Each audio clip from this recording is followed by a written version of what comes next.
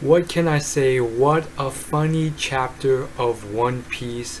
Guys, I'm here to do the latest chapter of One Piece review and discussion. First and foremost, spoiler alert warning. I'm assuming you've read the chapter. Guys, this chapter was all in good fun. It was just a fun chapter. Um, no, it didn't really make me laugh out loud, but it still gave me that sort of happy vibe, you could say, um, to sort of move the slight bits of my mouth slightly more upward. Yeah, it's very tough for me to smile or crack a laugh sometimes, and so you know it was all in good fun, quite a good chapter.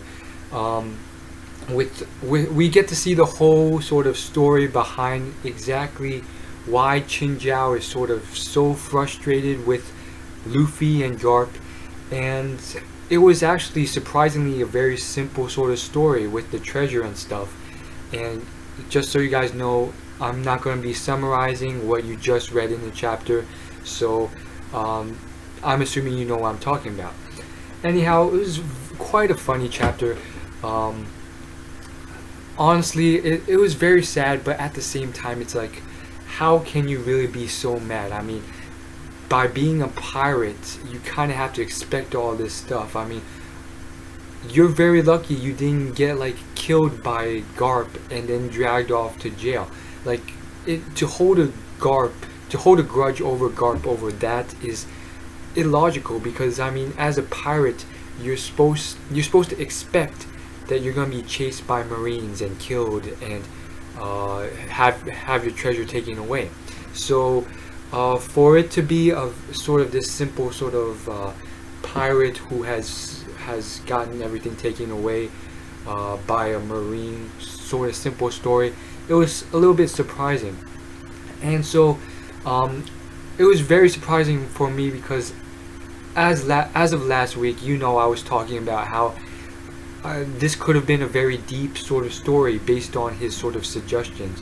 He was mentioning how he had something that he could see in front of him, but could never reach ever again, and that could have had a lot of deep psychological implications. But apparently, not so much after all. I mean, it was quite obvious that wasn't actually the case.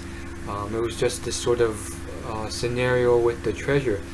And so, again, I don't know, kind of foolish of Chin Jiao to sort of put all his treasure he attained back in the sort of ice cavern that he had found a lot of his initial treasure.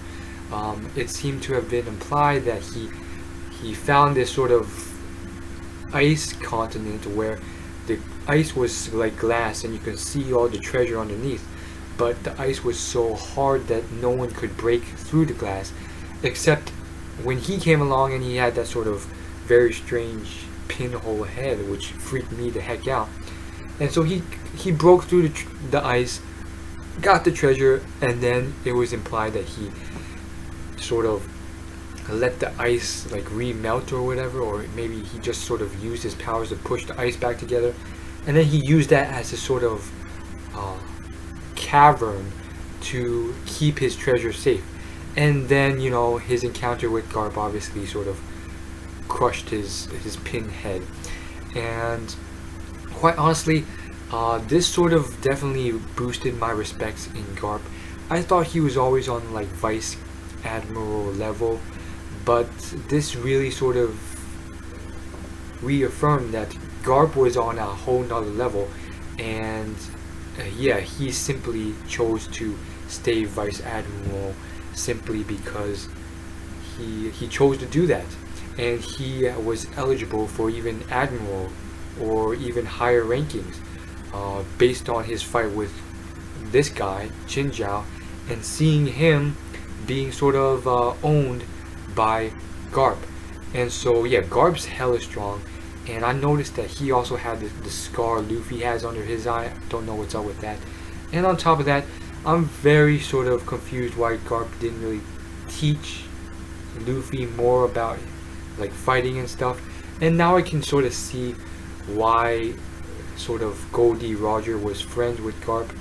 I don't know why Garp never really fought. Maybe they did fight together. Don't know how they became friends when they're like on opposite sides and they're trying to take each other down. Very strange, but yeah, I never really understood this thing because Garp always held this sort of lower tier rank, and I knew at the time that he chose not to be ranked up or promoted, but now we see, okay, yeah, he definitely deserved promotion if he wanted it. So that's all I want to say for this chapter. Like, comment, rate, and subscribe. Let me know your opinions on this chapter. I can't really think of anything else to say about it. Very funny chapter, and as always, we saw the ending. Again, spoiler alert, he got his pinhead back. You see him get knocked unconscious underwater. It was a very sort of funny gag sort of panel with that happening, and everyone's eyes just popping out of their head yet again. And yeah, it's pretty much implied what's going to happen from there.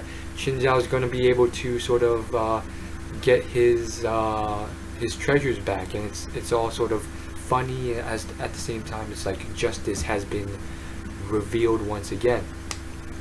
And that's one of the gags I really like about One Piece in general. Luffy just beating the bad guy, not really knowing what's going on, not really knowing what he's doing, and just beating the bad guy. And all of these sort of past memories and past experiences and grievances all of a sudden sort of magically being sort of nullified and solved. All these problems are solved by Luffy just naively beating the bad guy. And here again we see it once more. Quite the spectacle. So this is Will, and I'm signing out. Thanks for watching. Leave your comments and opinions on the chapter below. Peace.